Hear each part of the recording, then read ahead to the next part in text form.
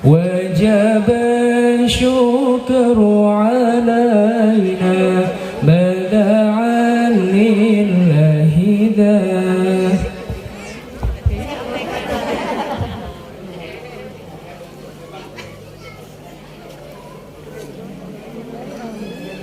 لرضا الله.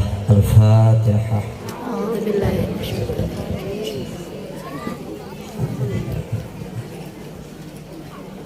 Iya kena.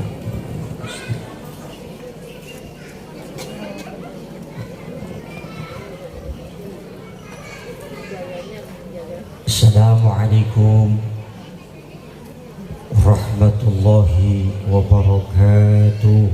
Waalaikumsalam. Bismillahi walhamdulillah. Wassalatu wassalamu ala rasulillah Sayyidina wa maulana Muhammad ibn Abdullah wa ala alihi wa sahbihi wa mawala. La hawla wa la quwwata illa billah. Amma ba'du. Rabbi syrah li sadri wa yassir li amri wahlul 'uqdatam min lisani yafqahu qawli. Qala Allah ta'ala fil Qur'anil Karim, a'udzu billahi minasy syaithanir rajim. Bismillahirrahmanirrahim.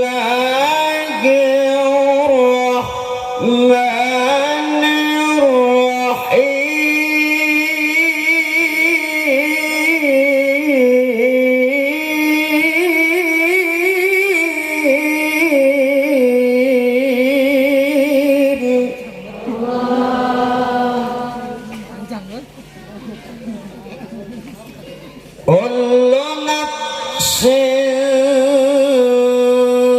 dha'iqatul maut.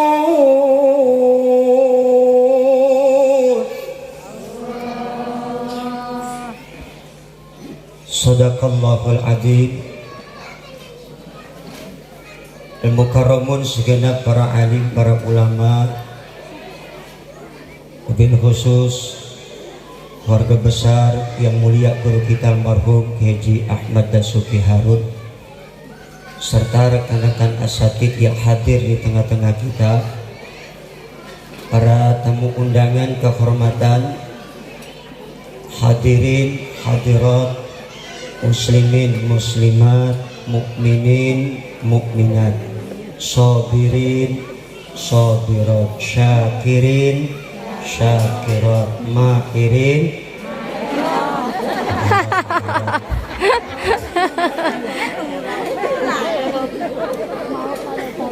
Tidak lupa yang saya sayangi istri saya, Ibu Dr. Hajalis Damayanti, spesialis bedah otak dan leher. Semoga jadi istri yang solehah. Amin. Amin. Alhamdulillah, bersyukur kepada Allah. Siang ini kita hadir dalam rangka memperingati haul guru kita yang mulia almarhum al-maghfurlah Haji Dasuki. Semoga beliau senantiasa mendapatkan cucuran rahmat, diampuni semua dosa-dosanya, diterima segala amal ibadahnya, dan semoga dijadikan semua keturunannya orang-orang soleh dan solehah. Dan kita semua murid-muridnya semoga ilmu kita manfaat. Terima kasih atas waktu yang diperkenankan kepada Al-Faqih, dan tentunya merasa berbahagia mendapat kehormatan diundang sekaligus diminta untuk memberikan mau'izah. Mudah-mudahan apa yang saya sampaikan ada manfaatnya untuk saya terutama, pada umumnya buat kita semua. Amin Allahumma. Ibu bapak yang saya hormati, di dalam Islam dikenal ada dua tipe kematian. Pertama, kematian yang baik disebut husnul khatimah. Yang kedua, kematian yang buruk disebut su'ul khatimah. Bicara haul, bicara kematian. Setiap kita yang bernyawa pasti bakal mengalami kematian. Betul? Bu? Bu? Assalamualaikum. Nyawa. Kematian itu sebuah kepastian yang pasti datang kepada kita. Sifatnya unik. Apa uniknya? Malam asik ngobrol, bercanda, ketawa, ketiwi, tahu-tahu pagi jiun. Ibu tahu jiun nggak? Darahnya innalillahi. Bu, itu mah biasa. Malam asik ngobrol, pagi-pagi jiun, mati biasa. Kadang-kadang sore asik ngobrol, malamnya mati biasa. Yang luar biasa, sorenya mati, malam ngobrol sama kita. Pernah belum nemuinnya begitu? Jangan memedik itu.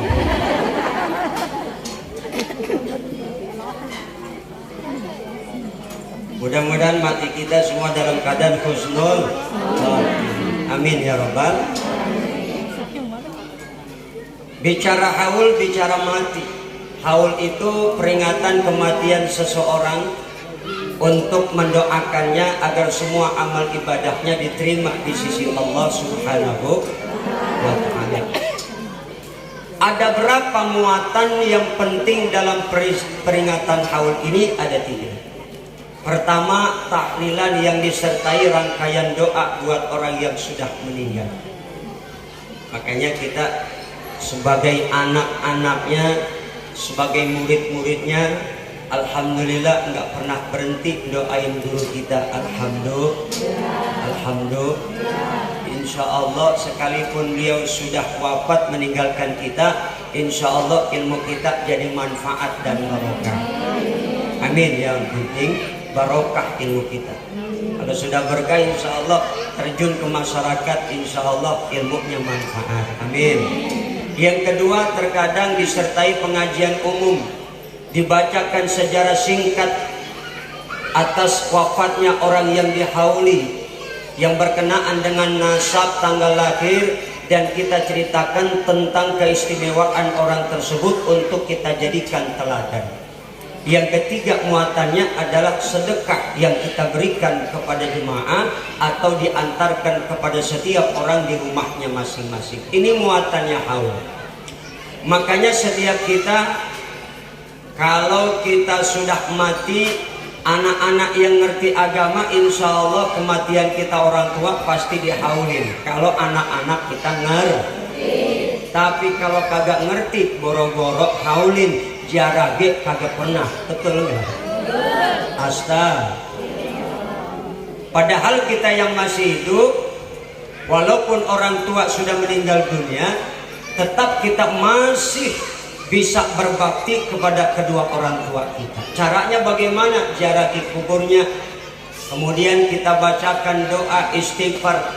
Insya Allah dengan doa istighfar itu, maka semua segala dosa-dosa orang tua kita diampuni oleh Allah. Ini anak yang soleh yang bisa membawa syafaat.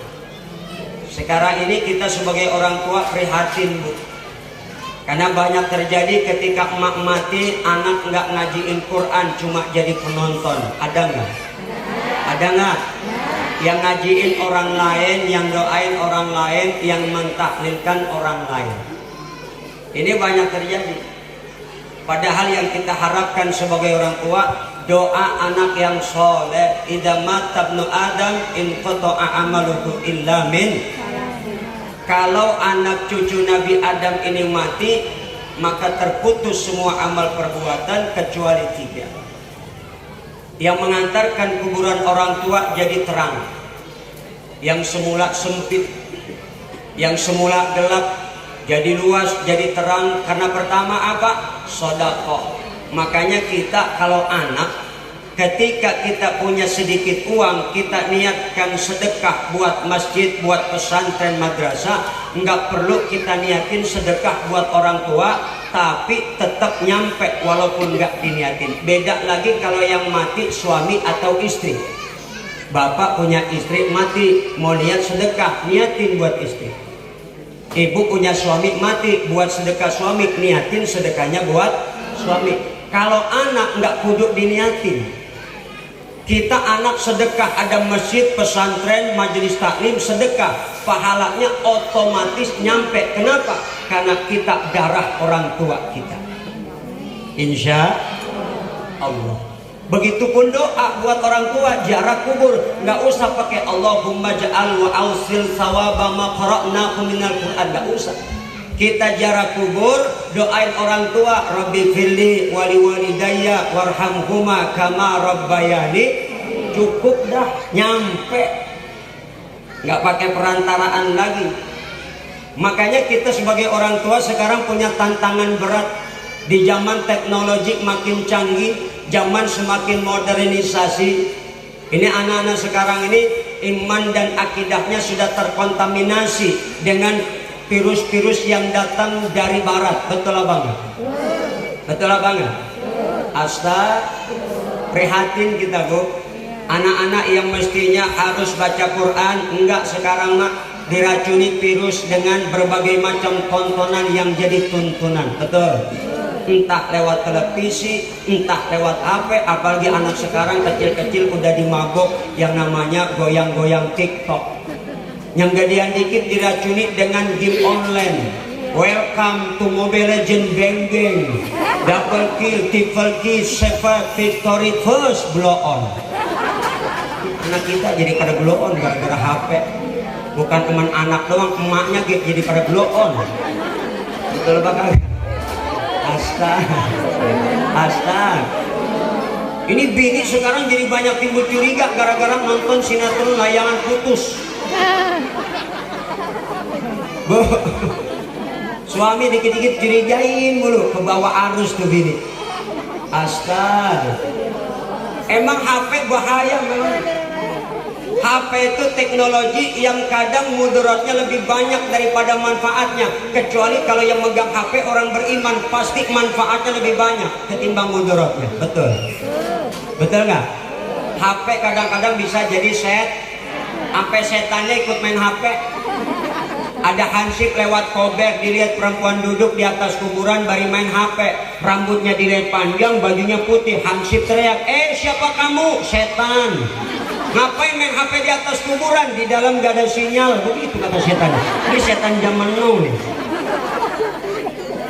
Astaga. Na'udzubillah min. Makanya kalau kita orang tua pengen bahagia nanti ketika mati di alam kubur kita, masukin anak kita pesantren, masukin madrasah supaya mereka ngerti agama, bisa sholat, bisa ngaji. Ini anak yang jadi syafaat. Kadang ada orang tua bangga anaknya sekolah ke luar negeri, pulang-pulang bisa bahasa Inggris luar biasa. Masya Allah, saya bukan cuma bahasa Inggris, kunci Inggris saya punya. Alhamdulillah. Pulang kuliah dari luar negeri jadi sambar geledek ke anak, dicekoki otaknya sama Yahudi sehingga ngomong maulid bid'ah sesat, Rajaban bid'ah sesat, orang mati ditalilin bid'ah sesat. Ada nggak yang begitu tuh? Ada nggak? Baca sholawat sesat, baca yasinan sesat, sambar geledek. Ini aliran-aliran sekarang yang begitu banyak muncul. Padahal tidak semua bid'ah itu sesat. Kata Imam Nawawi ada bid'ah yang hasan. Bahkan Imam Izzuddin bin Abdissalam dalam Qawaidul Ahkam mengatakan bid'ah itu ada 5. Pertama, bid'ah wajibah, artinya memperdalam Quran, hadis, itu mesti pakai ilmu alat, nahwu dan sorof. Apalagi kalau kita mau bisa baca kitab kuning. Kalau nggak ngerti ilmu alat ini, nahwu dan sorof, nggak mungkin bisa. Kenapa? Kitab kuning itu hurufnya gundul, mesti pakai alat namanya nahwu dan sorof. Lah kalau kitab gondrong mah enak. Bu, kalau kitab gondrong mah enak nih, kayak saya gondrong, enak gak dilihat?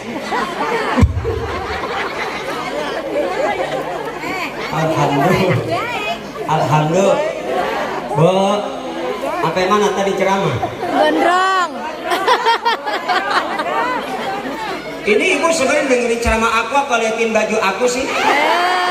Apa jangan-jangan terpesona memandang wajah aku?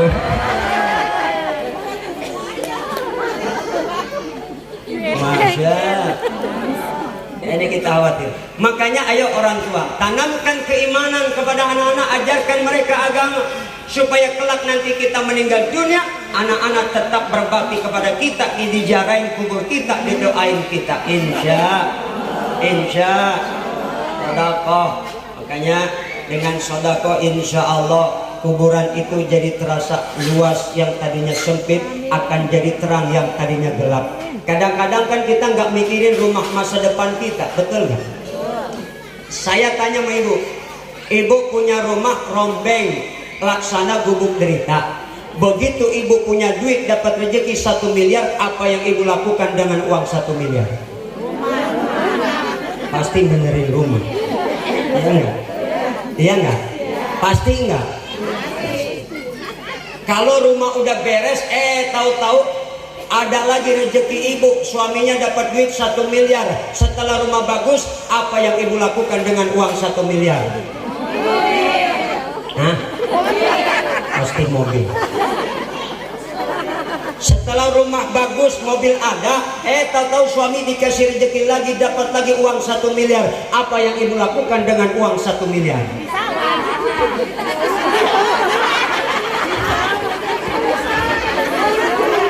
Iya enggak? Iya enggak? Pasti ini dihias. Iya enggak? Ada cincin, ada gelang, ada kalung. Jalan dia bergaya. Najis terlalu. Nah itu bilamin. Datang ke pasar nawar jengkol, bang jengkol berapa jengkol? Tetangganya beli jengkol juga, orang sombong kudu disombongin. Ini yang sebelah pasang gigi palsu, gigi palsunya emas. Bang jengkol. Emang orang sombong kudu disombongin. Tetapi jangan sampai ada sifat sombong dalam hati kita. Sekecil apapun itu bisa menghalangi kita masuk surga. Betul nggak?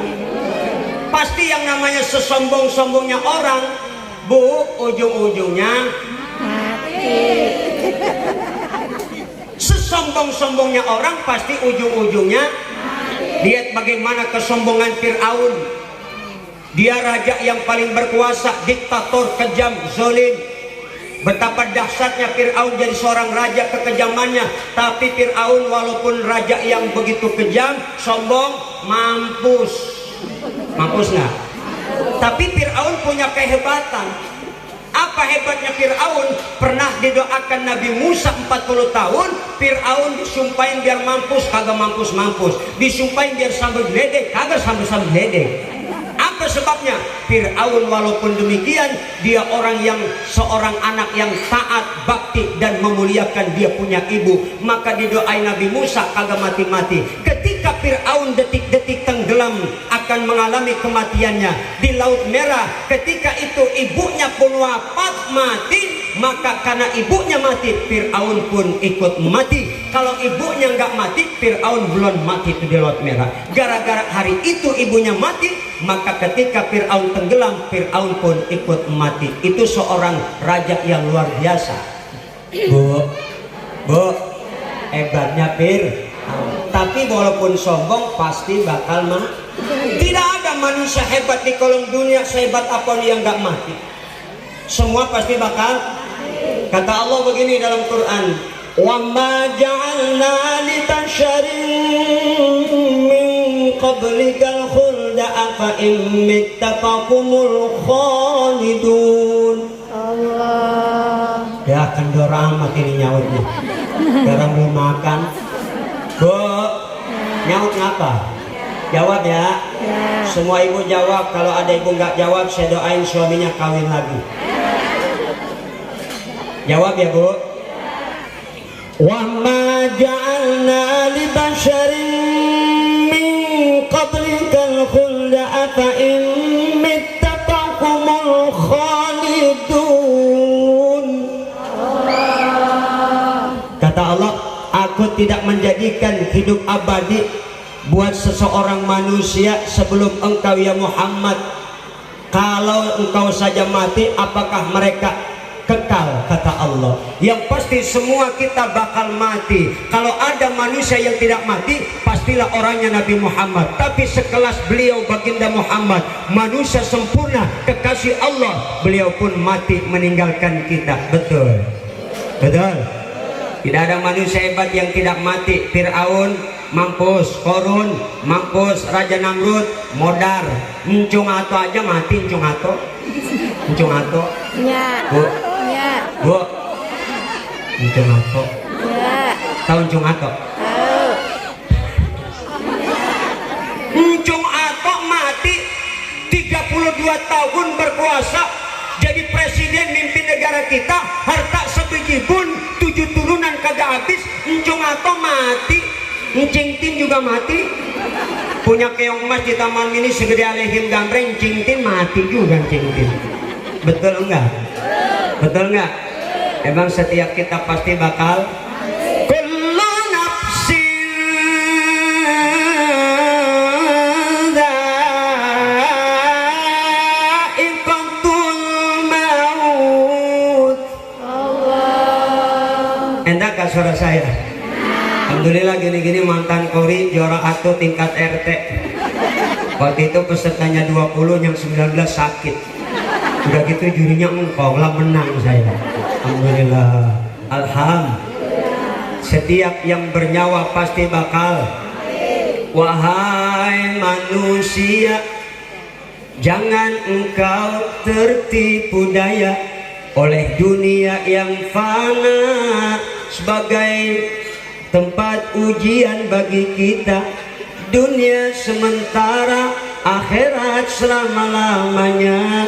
Orang kaya mati, orang miskin mati, raja-raja mati, rakyat biasa mati, Pak Presiden mati, Bapak Raden mati, Bapak Menteri mati, tukang teri mati, Pak Gubernur mati, tukang bubur mati, Pak Insinyur, tukang sayur, wali kota, tukang paya, Pak Bupati, tukang patri mati, Pak Polisi, tukang terasi, Bapak Camat, tukang tomat mati, Bapak Lurah, Ibu Lurah, Bapak Lurah ada, Bapak Lurah, Ibu Lurah, Bapak RW, tukang kue mati, Bapak RT. RT ada nggak RT?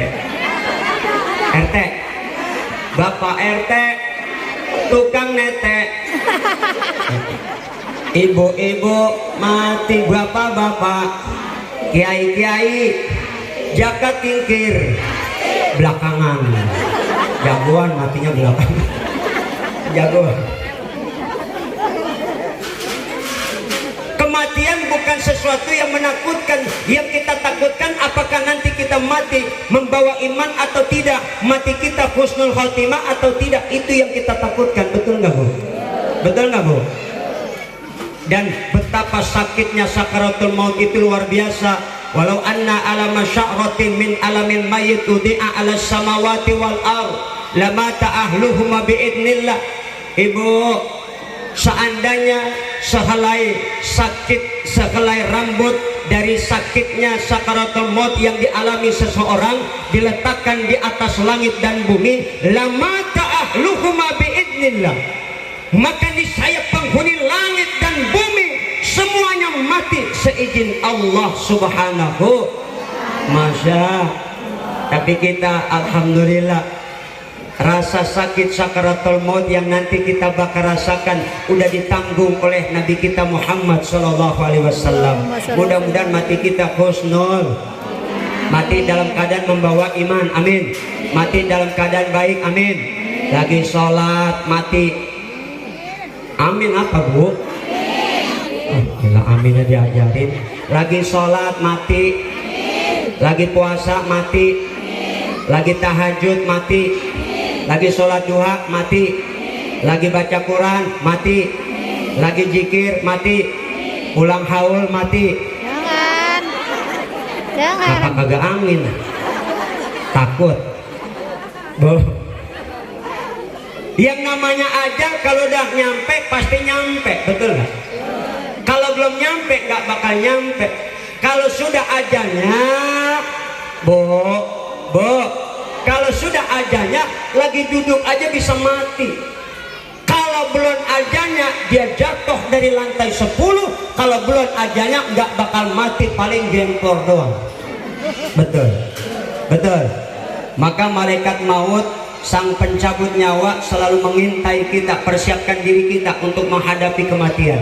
Makanya banyak-banyak amal Maka macam-macam cara orang menghadapi mati. Ada yang takut mati, siapa? Orang kafir yang sukses takut sama mati. Ada juga orang Islam yang sukses nggak punya iman, dia takut memati. Kenapa? Dipikirin bandanya. Ya ntar, ya kalau gua mati, ya banda gua, ya pila gua, ya tanah gua, ya bini gua mana 4, montok-montok, semok-semok, denok-denok, ya bagaimana ya? Takut banget mati. Ada yang berani mati, siapa? Orang yang putus asa. Orang kalau putus asa kan berani banget mau mati. Anak muda tuh putus cinta, berani banget dia mati. Gantung diri gua pontoge. Dengan racun dah. Ada lagi nih, mati ayo, hidup ayo. Siapa dia? Bu, ibu, siapa? Mati ayo, hidup ayo, orang gila. Orang gila kan begitu. Coba lihat orang gila nyebrang jalanan, emang tengok kanan kiri? Kagak. Nah, mati ayo, hidup ayo. Tapi orang gila punya kehebatan. Apa hebatnya orang gila? Di jalan kemana-mana, telanjang, kepanasan, kehujanan, nggak ada orang gila masuk angin mampir rumah minta dikerikin. Betul nggak? Perutnya lapar, dia lihat ada nasi di tong sampah dimakan baik, tapi orang gila sehat aja terus badannya. Makanya ibu kalau pengen sehat terus Gila. udah begitu aja. Bu, yang kedua kelebihan orang gila, nanti dia mah di akhirat nggak dimintain tanggung jawab tuh orang gila, nggak disiksa dia mah, cuman dilihat dari umur berapa gilanya. Kalau memang dari akil balik sampai dia mati gila aman, tapi dari umur 40 tahun gilanya, maka yang setengah itu nanti bakal dimintakan pertanggungan jawab. Makanya itu kalau nanti di akhirat pengen bebas dari siksa udah. Nah untuk bilangin astag. Ada lagi hidup segan mati tak mau. Siapa? Bajingan tengik. Bajingan. Ya nama bajingan hidup segan mati tak mau. Kenapa segan? Udah bosan sama dosa. Minum minuman keras udah semua dirasain. Sampahnya, pulaunya, martini, vodka, AO, mention, topi miring, brandy, whisky, narkoba, putau, sabu-sabu, petidin, amfetamin, simidin, sididin ditenggak-tenggakin. Makanya hati-hati anak-anak kita jangan sampai terjerat miras ya bu ya. Jangan sampai terjerat narkoba. Nggak boleh anak-anak kita, mau anaknya mau suami jangan, kecuali ibu-ibu boleh narkoba. Ibu mau wajib narkoba, nari kolor berapa wajib. Bu, nah untuk bilangin narkoba no, bala-bala yes, beneran bala-bala. Iya. Betul nggak? Narkoba No. bala-bala Yes. jablay No. janda. No. Laki-laki yes. Masya Allah. Ada janda sini, ada janda. Urusan Kisarif.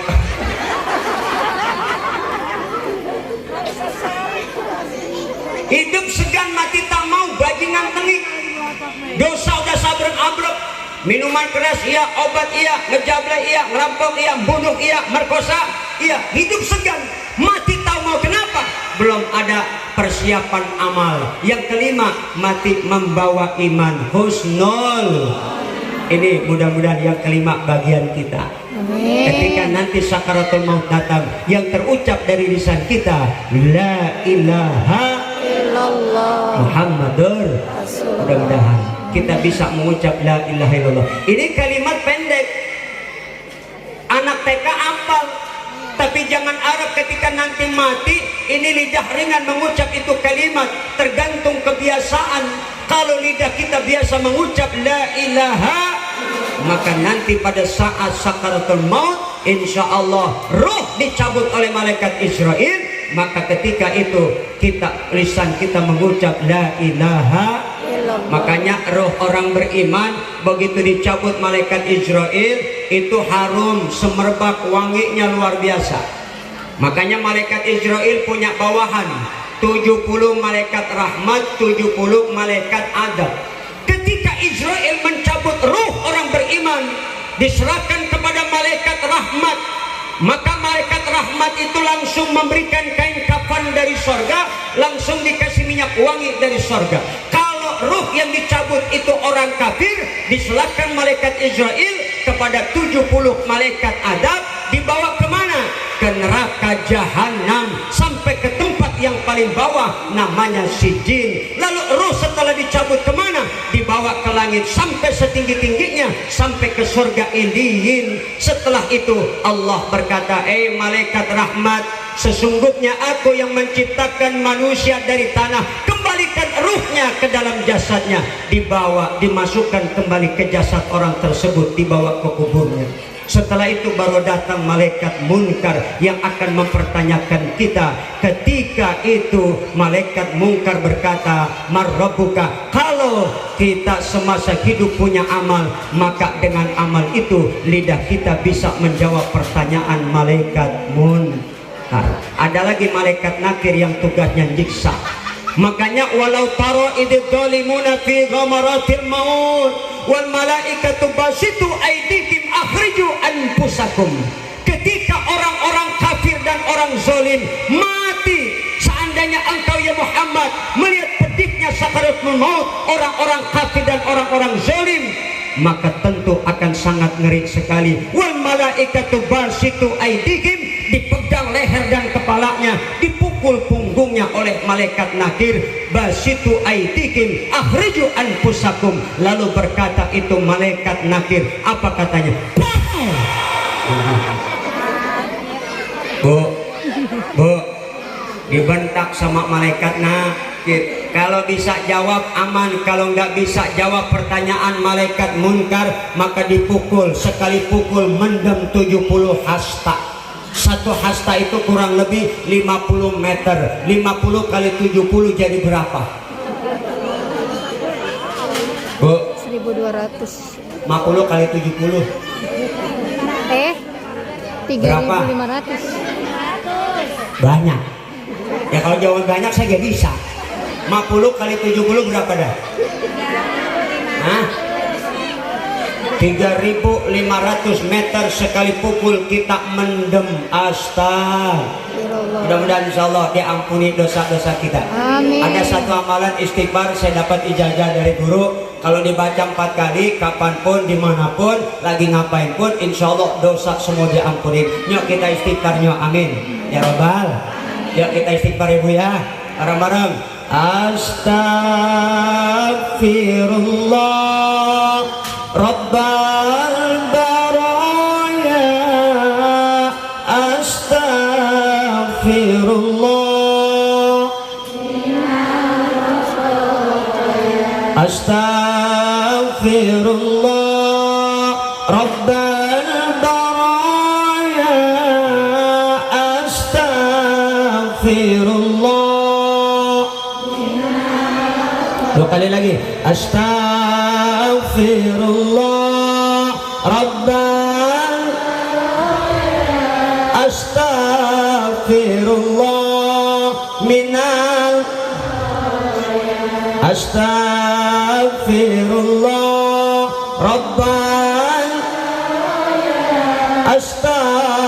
astaghfirullah. Semoga semua dosa kita diampuni oleh Allah dan semoga kita mati husnul khatimah. Persiapkan diri dengan amal soleh menjemput datangnya malaikat maut. Kalau amal soleh sudah siap, insya Allah kematian kita pasti akan menjadikan kita senang dan tenang menghadap Allah dalam keridhoannya. Amin ya robbal alamin. Mati berpisahnya ruh dengan jasad. Ketika mati jasad udah gak ada harganya. Betul apa enggak Bu? Secantik dan setinggi apapun pangkat jabatannya, sekaya apapun, jasad udah gak ada lagi harganya. Apa dalilnya? Begini dalilnya. Ibu mau dengar? Mau dengar nggak? Kalau selama ini diri berhiaskan emas intan permata bermandi cahaya,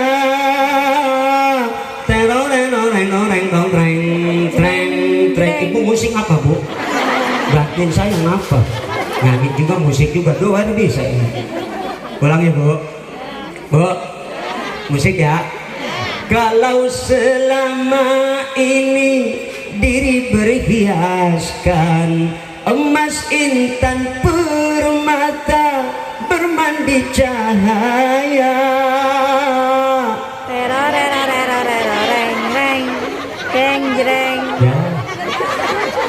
Tetapi kali ini di dalam kuburan gelap pekat mencekam tanpa seorang teman, terputuslah musik jeng jeng jeng jeng jeng jeng begitu. Ulang, terputuslah pergaulan, terbujurlah sendirian, diri terbungkus. Emang apa itu kain putih dinamain kain kafan? Kenapa dah? Ayo jawab. Kapan? Bu, Bu, ngapa itu kain putih dinamain kain kafan? Kenapa? Ada yang tahu? Nyerah. Nih saya kasih tahu. Kenapa itu kain putih dinamain kain kafan? Jawabannya karena kita tidak bakal tahu kapan kita bakal mati. Betul. Betul. Insya Allah mudah-mudahan mati kita membawa iman dalam keadaan husnul khatimah. Semoga kita panjang umur, dijauhkan dari bala, dari musibah, diangkat segala penyakit, dan mudah-mudahan bangsa kita, negara kita aman, stabil kondisinya, nggak ada lagi virus-virus. Kemarin aja corona 2 tahun ngap-ngapan Ustaz, udah jadwal mampu semua, ya saja. Ya Allah, ampun dah. Corona 2 tahun tuh gara-gara doanya nenek-nenek. RW RT datang ke rumah nenek-nenek, bari bawa bini, bawa sembako. Kata bininya RT, Assalamualaikum Nek. Iya Neng, ini ada sembako dari corona. Iya dan Neng, gue doain mudah-mudahan corona sehat, panjang umur. Ya 2 tahun corona, gara-gara nenek-nenek. Luar biasa 2 tahun, kagak ceramah-ceramah kita. Bukan gak ada ceramah sih, ada undangan ceramah, cuman urusan proyek tanah merah. 3 hari, 7 hari, 40 hari, 100 hari awal dah. Itu gara-gara corona pasaran turun. Diundang haul di Bekasi, gope. Bawa supir 200, soalnya 300, murah sampai gede. Gue gak dapat apa-apa. Insya Allah sini nggak turun pasarannya. Corona mantap, rada-rada enak udah ini ceramah. Banyak corona datang, Omikron. Gede banget dah. Mudah-mudahan insya Allah kita sehat, amin. Terima kasih, mohon maaf saya pamit langsung undur diri, dan doakan saya beserta istri. Beliau dokter, tapi sekarang udah nggak jadi dokter. Saya minta mama dampingin papa ceramah kemana-mana, alhamdulillah. Tapi walaupun nggak dinas di kedokteran, tetap ngobatin orang. Kalau ada pasien datang ibu-ibu, ya paling dibekam sistemnya sama ditotok, beliau bisa notok. Kalau ada ibu yang sakit silakan ke rumah. Ini bukan bilangin, cuman promosi ya. Bukan bilangin, ini cuma promosi doang ya. Kemarin saya bawa ngobatin ibu-ibu itu stroke 10 tahun gak bisa jalan. Begitu ditotok sebentar, alhamdulillah bisa jalan. Bisa juga ngobatin orang gila 13 tahun gila. Itu yang gila begitu kita nyampe ke rumahnya galak bu. Emaknya ditendang, dicakar, dipukul, diludahin. Istri saya kesel, dia refleks. Yang gila ditabok, ditampar pipinya, pak, pingsan bu. Akhirnya begitu sadar, bangun-bangun, bener sadar. Suruh minta maaf. Diajak ngobrol, nyambung. Alhamdulillah sampai sekarang udah sadar. 13 tahun gila, cuma ditampar doang bu, sembuh. Makanya saya sama bini yang ini rada-rada ngeri pak. Orang gila 13 tahun ditampar sembuh lah. Kalau saya ditampar gila saya. Jangan ya mak, baik-baik ya mak. Papa nggak macem-macem kok mak. I love you full mak. Cuman kalau berobat sama istri kudu siap-siap. Waktu itu datang ke rumah salah seorang teman, suaminya stroke. Kata saya, mama tolong obatin suami stroke. Suaminya teman. Enggak pak, emang kenapa? Ini suaminya ninggalin dia 15 tahun. Ini main jablay, makanya stroke tuh. Tapi nggak lama lagi bakal mati. Oh begitu. Bener mah? Iya, coba buktikin. Datang ke sono ditanya, bapak ngapain ninggalin bini 15 tahun? Nggak ngaku bu, diem aja. Akhirnya bentak-bentak baru ngaku. Bener 15 tahun ninggalin tuh bini. Akhirnya main jablay, dia stroke. Maka diajak tobat sama istri, suruh merem minta ampun. Nggak lama mati. Bener mati. Oke ibu kalau berobat sama istri saya takut bu, hati-hati. Kelihatan yang mau mati. Itu ilmu laduni namanya. Kalau orang-orang dapat laduni bisa tahu kapan orang itu mati. Udah terbukti soal beberapa kali orang berobat, ketika orang itu mau mati, bini saya ngomong duluan. Demi Allah dan Rasul, datang lagi teman saya berobat, kakinya bengkak. Abang nih udah ginjal, jantung. Makanya nih sakitnya begini. Karena abang banyak salah sama orang. Ah Umi, saya dosa apa? Nggak ngaku. Dibacain sama bini saya dosa-dosanya. Pernah mem-PHK-in perempuan, udah dikerjain ditinggal, sampai tuh perempuan mati, dibacain sama bini. Abang pernah ngerjain perempuan tukang warteg pakai baju merah, rambutnya panjang keriting, namanya Sri, mati. Bener nggak? Ya Allah, astagfirullah, takut tuh. Baca laduni, makanya doain biar jadi istri yang solehah, ilmunya manfaat. Amin ya robbal amin. Insya Allah. Sekian, terima kasih. Mohon maaf bil hidayah wa taufik. Wassalamualaikum warahmatullahi wabarakatuh. Waalaikumsalam warahmatullahi wabarakatuh.